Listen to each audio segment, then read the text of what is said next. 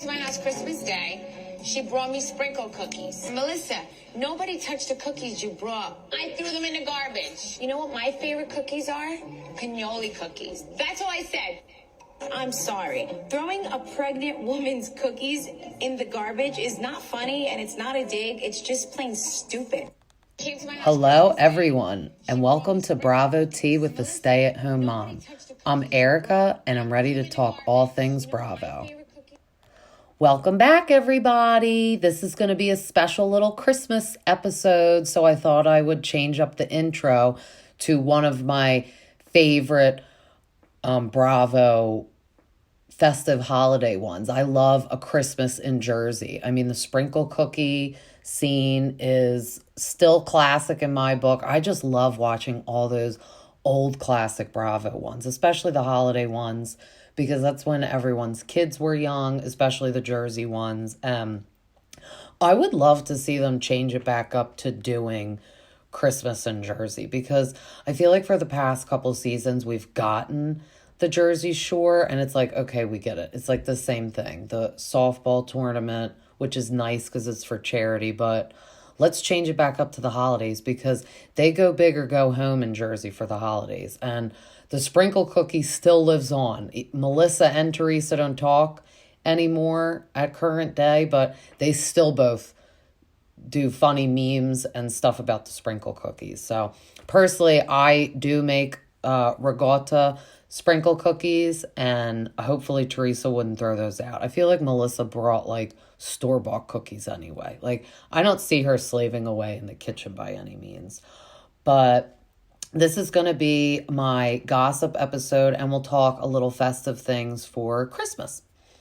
So while I was wrapping all my gifts for Christmas, I was like, let me just give the Ultimate Girls Trip a try, the one with all the New York ladies, because there's a little drama, I feel like, surrounding it, because Ramona was like banned from BravoCon, but yet this did get released, which I'm glad it did, because it's pretty good. And she did do all the promo for it. So I'm wondering if people are going to like forgive and forget and kind of let her off the hook. It's like, I feel like she could come back from what she did. She made some comments, and she puts her foot in her mouth. I feel like she should have just let it go and let the dust settle, maybe not say anything, but instead she addressed the, I think it was Variety article. And I feel like if she just didn't say anything and comment on it, she probably would have gotten to go to BravoCon. So, but I am watching the trip. They went back to the same villa that they went to for the Scary Island episode back in the day. And one funny thing, since we're talking about that part, Dorinda, a couple episodes in, is like, I've never seen the Scary Island episode. And she watches it when she's doing her makeup. And she's like, oh, okay. She's a little scary. She's freaking out. But I do like the new New York cast, and I would like to keep that. But I do wish they would bring back all the ladies. Like, you could do two. Do like a legacy New York thing, which I feel like they were going to do. But then Jill apparently ruined it by requesting too much money. But she is an original cast member, so if they were trying to lowball her, that's not right either. Like, just because she was on it a long time ago, but she was still good, and she was just on the Ultimate Girls Trip when they went to Dorinda's house, I don't think that's right if they weren't going to pay her kind of what some of the other ladies were getting.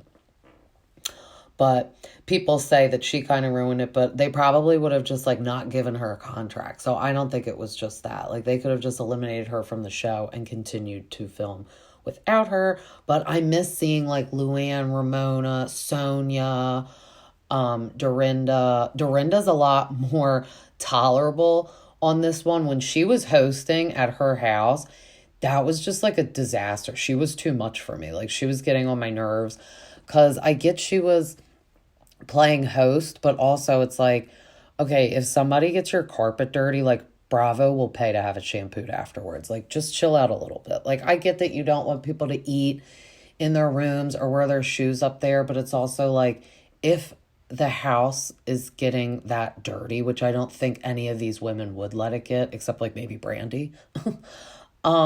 Bravo will pay for it and compensate you for it. And I bet they even gave her extra money since it was at her house. Like, I bet they gave her money to like maybe do the landscaping ahead of time, to like buy fresh flowers for the house. Like, I'm sure they gave her a budget since it was at her house. So, but anyway, I do like seeing them on this trip. They're funny.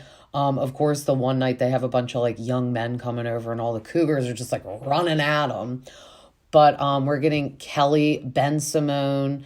She is becoming a little unhinged again. So maybe it is going to turn into Scary Island. I haven't finished it. I was just finishing my wrapping and I'm like, let me just pop this on. And it's pretty good. I do like it. But we can hop back over to some Jersey facts since I opened up with the sprinkle cookies. I just saw on Teresa Giudice's Instagram the other day that Gabriella was having like a little Christmas friends party in her and Louie's basement, which I haven't seen their basement at their new house that they live in that we saw this past season, which is like a giant castle. That fun fact is in Joe and Melissa's old neighborhood. So apparently the day Joe and Melissa sold that big Montville house, Teresa and Louie bought that house in their neighborhood, which is like kind of weird. And a couple years ago when my husband and I went and spent the day up there and did like a little housewife's like drive by on all their houses, we drove by Teresa's old house. And the day we drove to Joe and Melissa's house, that was the day they moved. So it was like later in the day, or it may have been like the day after they moved, but they had a bunch of stuff out for their trash. And then his like workers were kind of landscaping the yard and stuff for whoever probably like bought the house and was moving in. And my husband was like, go steal something from their trash. And I was like, no, I don't know. I felt weird. I didn't want the landscaping people to see me taking their trash, but they had a bunch of trash at the curb. So that kind of would have been funny to get some random garbage item out of their stuff. But then we drove around the rest of their neighborhood because it was really nice. Buddy Velastro lives there, the cake boss guy, beautiful houses, beautiful neighborhood. And Teresa and Louie's is like all the way at the end, and it's definitely like the biggest house in the neighborhood. So that's got to be like a sting too. Like, yeah, they just moved into your old neighborhood and it's like the biggest house, but they have a beautiful property. And so she was having a little Christmas party in the basement and they were all wearing like funny sweaters. And out of all the Giudice kids, I feel like Gabriella is the most like shy. And she would not turn around. So Teresa couldn't see what was on her sweater. And then like all the friends, like you saw their sweaters and a couple of their cousins that are Joe Giudice's nieces were there. And they were all like inappropriate sayings. But it was so funny. I mean, they're older. They're like freshmen in college. So it's fine. It's not like Adriana was wearing the sweater. But one of them had like Santa in a thong. And it was just funny. And Teresa was like cracking up because she was like reading all the sweaters. But obviously we know that Melissa and Teresa will not be spending Christmas together. Melissa said that she is now going to be hosting Christmas Eve at her house, which usually they used to go to Teresa's house, and we saw those episodes back in the day. She'd be like, Christmas Eve is my holiday. And they do the 7 fishes because they're Italian. We're going to do that on Christmas Eve. And then actually my husband and I host Christmas Day. So it's going to be a fun weekend for Christmas. I hope everyone has fun plans. If you're hosting, make sure you enjoy yourself and relax. And if you are going to somebody else's house, make sure you give them a hand, help them out. But Melissa said that this past season filming The Real Housewives, not talking to Teresa, has been fine. And I actually listened to Dolores the other day on Jeff Lewis's podcast, and she said that it like was doable. They did it. There was some all cast events like her softball game that she has, but that's so big that they just avoided each other. So it's not like they did intimate like one-on-one dinners with each other. So they definitely got to avoid each other. But I did read and find out that at the end, the finale, they were supposed to go to like the Berkshires. And ironically, the night before they were all supposed to arrive, that was their cast trip, the house burnt down that they were supposed to stay in. Now, Melissa or Teresa was like buying a voodoo doll and like conjuring up that electrical wire fire in their brain, because how ironic. Like, this is the first year that they totally do not want to talk to each other, and the house burns down so they can't go on their all cast trip. So that was very interesting and weird. And then it's like they didn't even try to find them another house to stay in. So that was kind of weird too. It's like, well, I bet you could like last minute just rent another house, but maybe that was God telling them in a way that this trip would have been bad. But they had a party anyway for the finale. Don't know where. And all of them were there though, because apparently, I don't know if Teresa said it to Melissa, because they did claim that they didn't speak all season. So I don't know if she said it to her face or to Joe or to somebody else, but Teresa called Melissa a whore. And then the next day after they filmed the finale, Joe and Melissa's kids all unfollowed Teresa. So it's sad. I mean, at this point, they both have said and done stuff to each other. I feel like a lot of bad stuff lately has been coming out about Melissa and Joe. Like, I've listened to interviews. Shout out Kim D. Love her. She interviewed Penny, that used to be on Jersey back in the day, all about the exposing Teresa as a stripper Melissa. But like, I think personally that she was. I mean, allegedly, she says she wasn't, but I don't know. She danced somewhere called Lookers. Now, that's definitely a strip club, and she claims she was like a bartender, but then she did say she danced, but she's like, I didn't strip. And it's like, well, that's two different stories. So I don't know. I mean, maybe she just doesn't want her kids to know. So I feel bad for that. And then I feel like she never wanted Teresa's parents to know. But at this point, just come out and own it if you were, because there's enough gossip about it. I don't know. But Melissa did say also on the new season, she totally was talking about Jackie, saying that it's interesting the alliance shifts. And I did talk about that on an episode before. But Jackie since has now come out since I did that episode. And she said that she never has had an issue with Melissa. She never said anything to Melissa and vice versa. So she doesn't understand why Melissa's talking about her, because we obviously know she's referring to Jackie. And I think it's because of Margaret influence. And that's kind of what Jackie said too. And this is just more of a reason why Melissa is just under her thumb. And I do think Margaret has like serious dirt on her. I think she did maybe like witness that makeout session. And that's why she's like, let me just stay with whatever Margaret's doing.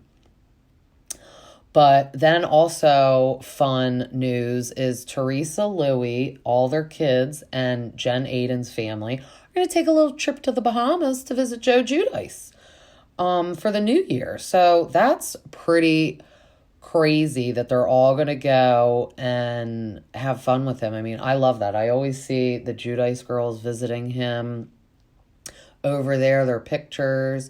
He moved to the Bahamas from Italy because it's like way closer for them to get to. And he said it was hard for him to find work in Italy, and I love that because I feel like the girls can even pop over for like long weekends. The flights aren't that long, whereas Italy, that's like a production.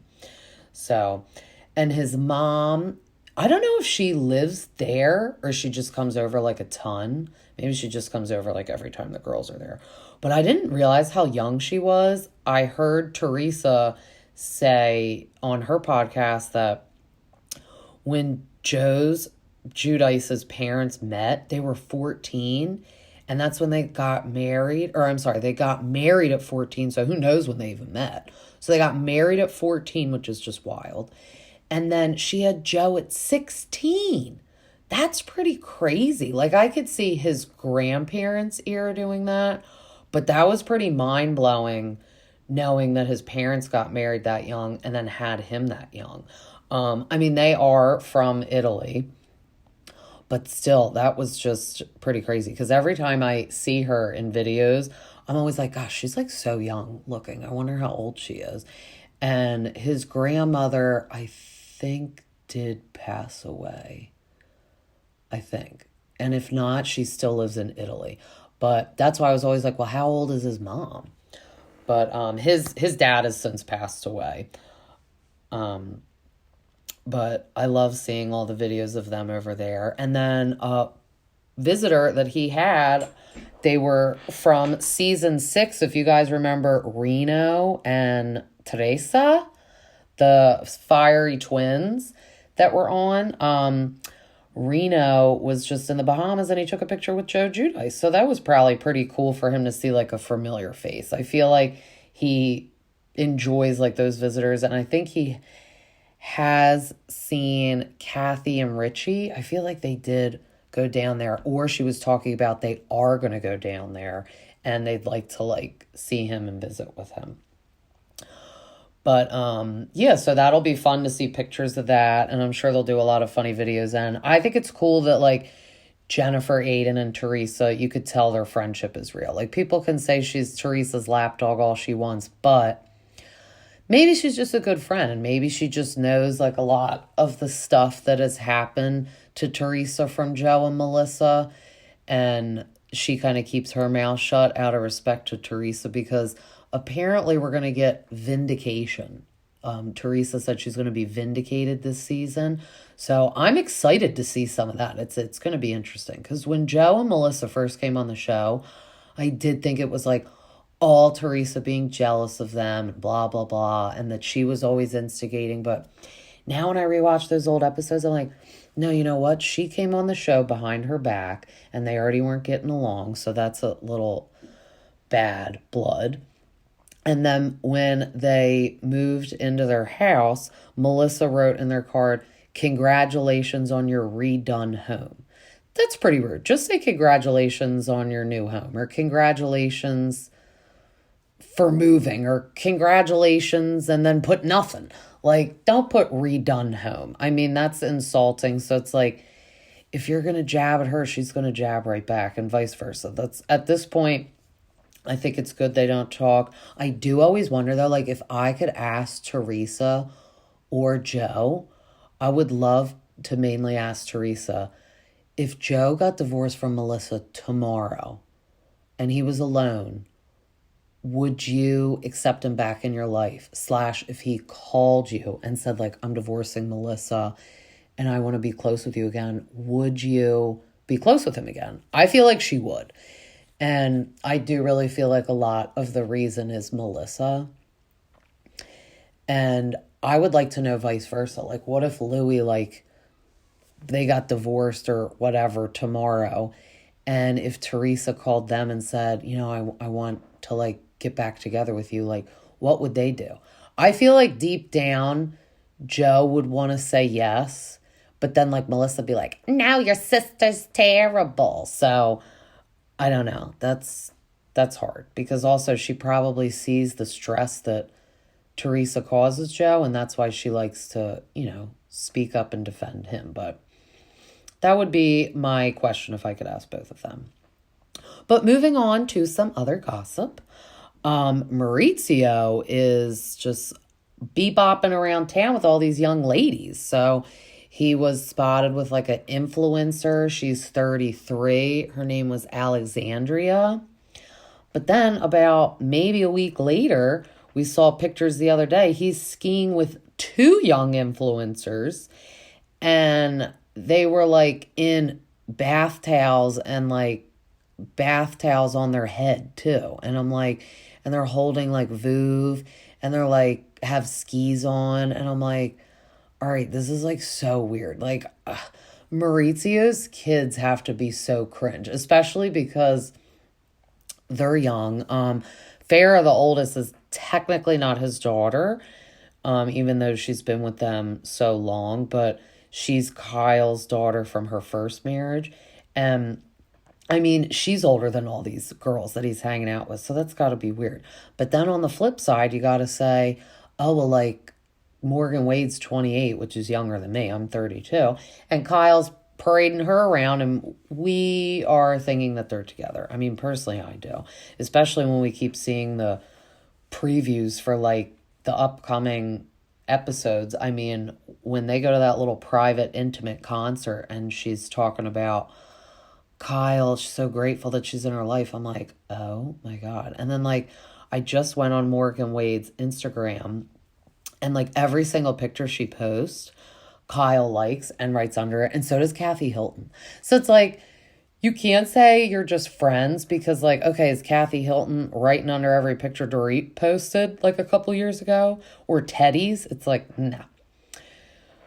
But Kyle is in Mexico right now with Faye, and they're just alone. I think it's just the two of them. Their pictures, I need to know what they're doing because crazy. I mean, we know Kyle isn't drinking anymore and works out crazy, but Faye looks real good too. And I'm like, oh my God, what are all you people like breathing in the air out there in California? I need some. But yeah, no trip with Morgan Wade. She is not there, so Dorit doesn't have to get too jealous. But Morgan Wade it's 5 weeks since she had her mastectomy. So she did that as a preventative measure because she was at very high risk to have breast cancer. And a lot of people are saying that's why her and Kyle bonded so much, and that's why Kyle is making this documentary on Morgan Wade.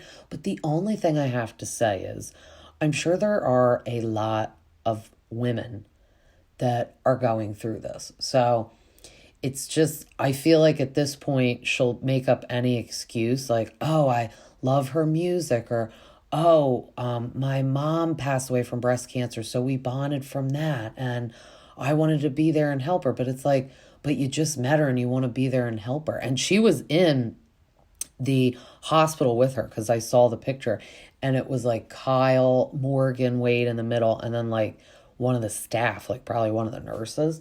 And like, this is getting very interesting because at this point, if she says they're not together, she's going to intensely be caught in a serious lie. Like, she's going to get so much flack for it that she should have just, I don't know, said, yes, we are. Like, when it was safe when her and Mauricio were separated. I feel like that's why she didn't say they ever were, though, because they were still technically married. But I feel like living separate lives. But Mauricio has no problem flaunting people around, so she could take a turn too. And since she's not really flaunting anyone around, that makes me think it's because it is Morgan. But yeah, that was just interesting. And then Lindsey Hubbard from Summer House, another breakup. I feel like everyone's broken up on Bravo. She said, so the season of Summer House was already filmed, obviously this past summer, and her and Carl were still together, but they're broken up now. She said for the next season that they would all be filming 2024 summer, she does not want to film with Carl, so she's kind of going down like the Ariana route, saying that she will not be in a room with Carl, doesn't want to be on the show with him, but money talks. Like, they're probably still going to do it. Just like they'll film like Vanderpump Rules did, or like I just talked about Jersey. Melissa and Teresa, you might as well say they're divorced too. So they will find a way. The only difficult part, though, that is different that I will say about Summer House is they all have to live in the house together. So at least with Jersey, like, they're all living in their own houses, and then they didn't even have the cast trip. And then at least with Vanderpump, they're all living in their own houses, even though ironically Tom and Ariana are still cohabitating in that house, but it seems that they're barely there together. And they probably do sleep at other people's houses once in a while, or like when she was doing Dancing with the Stars, or he was filming that show, what was it called? Where they like push their limits. That was interesting. JoJo Siwa was on it, and like all these other fascinating people. So that would be interesting to watch. I just don't know if I want to watch him. But I feel like they could find a way to do it for Summer House. Or it'd be kind of interesting to get like the girls like a house and the boys a house. Or they should find like a house that has like almost like two properties. It could be like a really sweet like guest like house that's so big that has like two bedrooms, and like Lindsey and Danielle and like somebody else could sleep out there, and then everyone else be in the main house. And like the guest house could even have like its own kitchen and whatnot. So like they're really not together. And if I had to pick one or the other though to keep on Summer House, if we really need to pick Carl or Lindsey, I pick Lindsey because first of all, she's going to be single Lindsey, so she's probably going to be ready to turn up. And Danielle's single now, and she'll be ready to turn up too. I need to see that dynamic duo. But Carl, good for him for being sober, because obviously he cannot drink, because he said when he drinks, he does drugs. So obviously, like hard drugs. So obviously that is not healthy or good for him. His brother passed away from addiction, so he wants to steer clear of that. But being said, he is so boring being sober, because I feel like he is the type of person that he had no personality without alcohol and or drugs. And whereas Lala on Vanderpump, she is sober because she says she acts crazy with alcohol. So good for her for being sober. I think it's like 4 years for her, so that's good. But she is still totally fun, and like I don't miss a beat with her, so she's fine. But Carl is not like that. He's like really boring. I feel like he would also get very judgmental of Lindsey when she was drinking. And then that probably was, I think, a big part of maybe why he ultimately ended their engagement. Sometimes sober people need to be with other sober people. Like they've both come from addiction. They're both sober and want to stay on the path and help each other. Because that's kind of the only way. Unless you can be totally not bothered that the other person's drinking, I think it would be hard. I mean, and then you would resent the person. Like Lindsey gave up alcohol, she said, for about 5 months, but then she wanted to, wean back into drinking, and she was on the show. I feel like he didn't really like that, but then it's like if Lindsey stopped drinking forever, she would resent him and be like, well, I didn't have a problem. I just stopped drinking for you. And now I can't even go have fun with my friends. So it is going to be weird, though, that we're going to see a whole season of them still together in the house when we already know they're broken up. That's why I wish like some of this stuff was like more like real time, because it's like we're so far behind and we're getting these like, websites or their social media seeing everything. So it's just hard. But I think that's basically going to wrap it up. I hope everyone has a good holiday. I still need to watch Southern Charm. I did watch Beverly Hills. That was pretty interesting, the little taco dinner and everything. So I'd like to save that though to do it with Southern Charm. But I will say real quick, I did watch a clip of Southern Charm, and whew, Olivia just went in on Taylor. But you know what? Like I've said in my last episode where I recapped Southern Charm, she deserves it. I don't like this victim mentality. Like, no, you did something wrong. You need to own up to it. And you need to apologize. And like Shep said, even if you need to apologize multiple times, you really need to apologize until it's enough for that person, because you did something really crappy. Like, we expect men to be, like, ex-boyfriends to be kind of shitty to us, but not your best girlfriend. That's why it hurt more for Olivia. So I can't wait to watch that episode. Probably going to watch it later tonight. But I hope everyone enjoys their holiday, has lots of sprinkle cookies and wine, however you celebrate. Don't forget to follow me on my Instagram. I am Bravo T at a stay-at-home with a stay-at-home mom. And I'm on Apple and Spotify. Merry Christmas, everybody. Bye.